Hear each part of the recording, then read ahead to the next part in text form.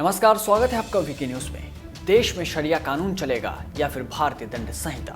ये सवाल इसलिए क्योंकि पंजाब और हरियाणा हाईकोर्ट ने जो फैसला दिया है वो हैरान करने वाला है। पंजाब और हरियाणा हाईकोर्ट का फैसला और जजों के तर्क अब विवादों के घेरे में है और ये सवाल पूछे जा रहे हैं कि एक विशेष मजहब या सीआरपीसी आईपीसी की धाराएं ये देश किससे चलेगा? अगर मजहबी कानून और किताबों के आधार पर फैसले होंगे तो कल को क्या कोर्ट में सभी धर्मों के रीति रिवाजों को लेकर फैसले होंगे? और क्या कानून की तराजू में अब मजहब को तोला जाएगा? जी हाँ, कहते हैं कि कानून अंधा होता है, पर क्या ये इतना अंधा हो चुका है कि मजहबी किताबों के आधार पर फैसले सुनाए जाए? दरअसल हम ये सवाल इसलिए पूछ रहे हैं क्योंकि पंजाब और हरियाणा हाईकोर्ट ने जो फैसला सुनाया वो हैरान करने वाला है।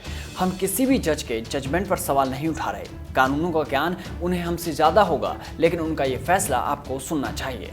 हुआ ये कि पंजाब एवं हरियाणा हाईकोर्ट ने इस्लामी साहित्य का हवाला देकर एक याचिका पर अपना निर्णय सुनाया है और अपने फैसले में कोर्ट ने कहा कि मुस्लिम पर्सनल लॉ के हिसाब से मुस्लिम लड़की सयानी होते ही किसी से भी निकाह कर सकती है। अदालत के मुताबिक कानूनी रूप से परिवार भी इसमें दखलंदाजी नहीं कर सकता। आपको बता दें कि कोर्ट में न्यायाधीश अलका सरीन ने ये फैसला दिया है और मुस्लिम धार्मिक पुस्तक के आर्टिकल 195 के आधार पर इसे सुनाया गया। हाईकोर्ट ने अपने फैसले में सर डी फरदुंजी मुल्ला की किताब प्रिंसिपल्स ऑफ मोहम्मदन लॉ का हवाला दिया।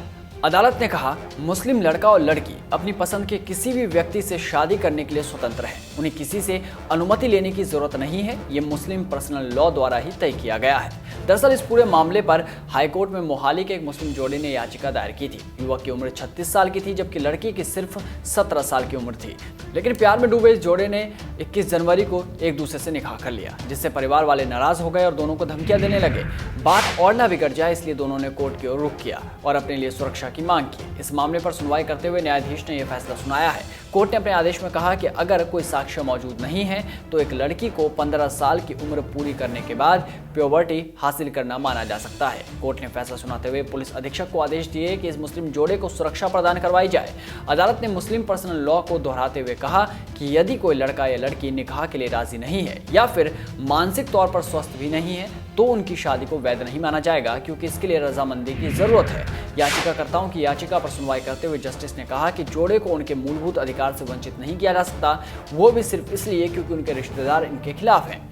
अब सोचने वाली बात यह है कि भारत में शादी करने के लिए न्यूनतम उम्र लड़कों के लिए 21 साल है और लड़कियों के लिए 18 साल है। बाल विवाह रोकथाम कानून 2006 के तहत इससे कम उम्र में शादी करना गैर कानूनी है, जिसके लिए 2 साल की सजा और 1 लाख रुपए का जुर्माना हो सकता है। और ऐसे में कोर्ट ने यह फैसला सुनाया है कि मुस्लिम लॉ के हिसाब से मुस्लिम लड़की जो 18 साल से कम उम्र की है और यौवन प्राप्त कर चुकी है वो अपनी शादी के लिए पूरी तरह आज़ाद है।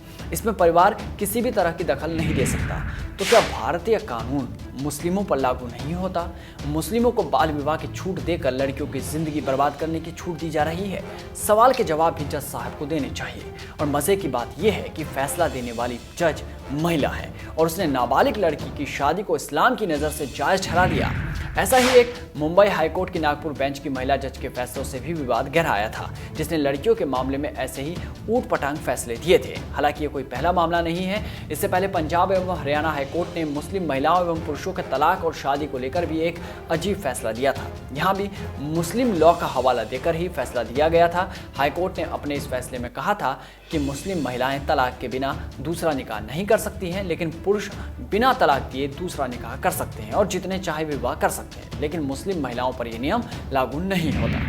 अब कमाल की बात यह कि इन दोनों ही फैसलों पर ना तो महिलाओं की समानता के लिए बात बात पर झंडे बुलंद करने वाले आंदोलनजीवी आवाज उठा रहे हैं और ना ही मुस्लिमों पर राजनीति करने वाले ओवैसी। वैसे इन फैसलों ने इस बहस को भी अब हवा दे दी है कि क्या ये देश कानून से चलेगा या फिर अदालतें मुस्लिम लॉ या फिर उनकी किताबों के आधार पर फैसले देंगे। क्या कोर्ट के ये फैसले मुस्लिम महिलाओं के हित में हैं? कमेंट बॉक्स में जरूर बताएं। तब तक बने रहिए वीके न्यूज़ के साथ। नमस्कार।